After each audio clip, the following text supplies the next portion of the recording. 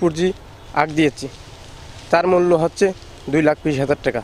বারবার অফিসারদের কাছে যাওয়ার পরও আমার টাকা দিচ্ছে না। ভাগ্যের নির্মম পরিহাস এভাবেই জানাচ্ছিলেন কালীগঞ্জের বলিদাপাড়া গ্রামের কৃষক আনোয়ার হোসেন। জমানো টাকা দিয়ে চলতি মৌসুমে 5 বিঘা জমিতে আখ চাষ করেন তিনি। নির্দিষ্ট সময়ে চিনিকলে আখ সরবরাহ করলেও আজও মেলেনি প্রাপ্য টাকা।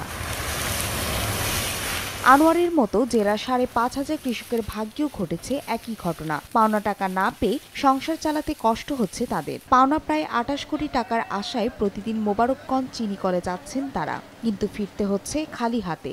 4.5 লাখ টাকা পাবো, আমি টাকা নিয়ে এখন খুব আমার দরকার। আখ লতে পারছি না, গাড়িওয়ালাদের টাকা দিতে পারছি না, গাড়িওয়ালারা আমাদের আখ এনে দিচ্ছে না। আমরা এইভাবে আর কতদিন চলবো? টাকার কোনো কথাই নেই। এমডির কাছে সিপোর কাছে বলছে এই হবে।